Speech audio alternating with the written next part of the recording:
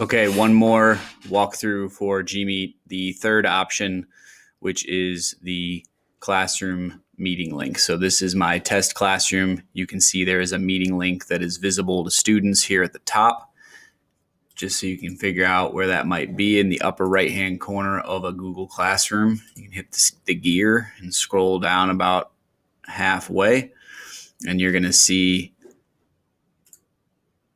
this area here where the Meet code is.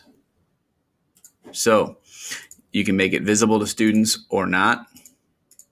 You can change that lookup link at any time. So if for example, the most common problem we've had so far is, let's say that Matt Swortchek is supposed to be the one with the user controls, but every time I click it, my student teacher has the user controls or some other teacher does. It's because that other teacher clicked that Meet link before you did. So if the wrong person has the user controls, reset that link, then that person should be the first person to touch that meeting because it will lock that person as the user controls organizer.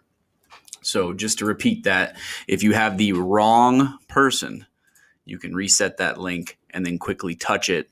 And you would basically press save and you would just go open the link and you will be the person that is in charge of that particular meeting.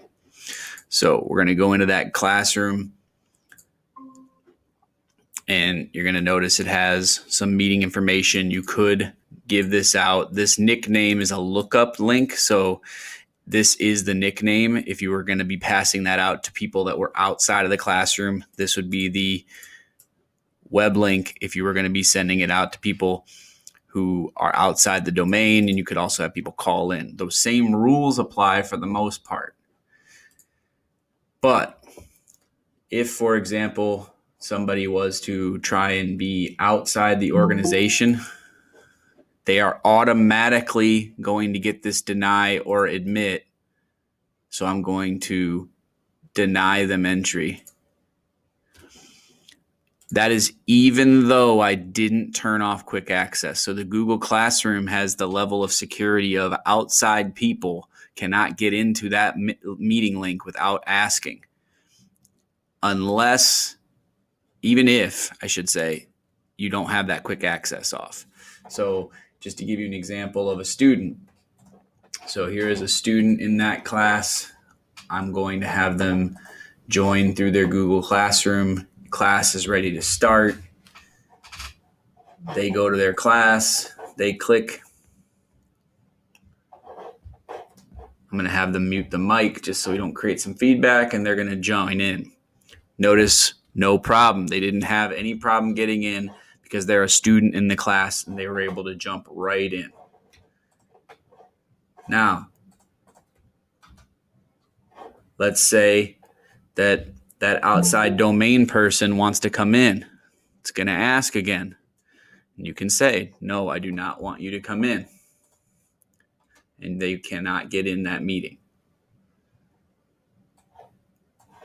Now, let's say, for the sake of argument, that you have the student hang up and you turn on user controls for the time being. So now you're going to go turn your quick access off. This is a Google Classroom link. So now the student goes to go click on their Google Classroom. And on their side, instead of being able to quick join, they're going to have to ask for admission. You admitted them. Oops, forgot to mute that mic. Now they're in. Now let's say that you remove that student. They're being unruly. You remove them. They've been removed from their Google Classroom. So now they're going to their Google Classroom and they can't get in. It says they can't join this video call. What do you do? Well, you could reset the link, or the thing is, what you can do here is you can go over to your people tab. You can add people. And test student 3. And we can re-invite them. And once they've been re-invited,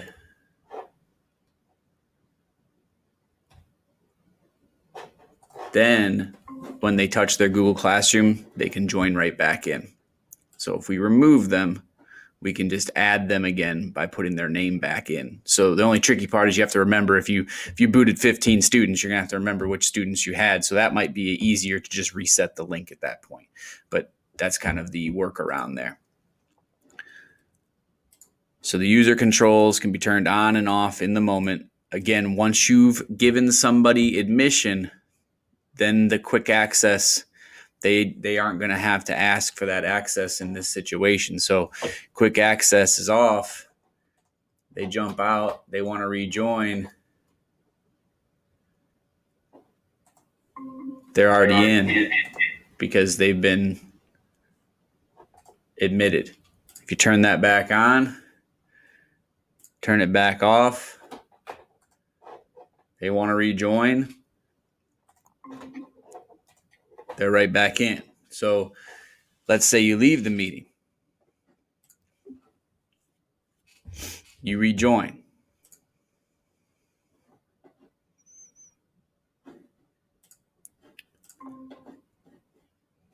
Now you're the first person in the room again. You've got quick access off. Student tries to rejoin the meeting. They've been admitted before. So this one a little different in how it's set up because it's a lookup link off of Google Classroom. Again, if that person who was the outside person tries to get into the call, since they've been denied more than a couple times, they can't get to the call now. Now they can't ask at all. So you do have user controls for quick access. You even have sharing the screen. If you end the call, the other thing is if you're not in the room and the student tries to join the meeting in this scenario, when they try and join that meeting without you, it's going to give them a message that the meeting has already ended. So that is how to work with a classroom lookup link. If you have any questions, please let me know.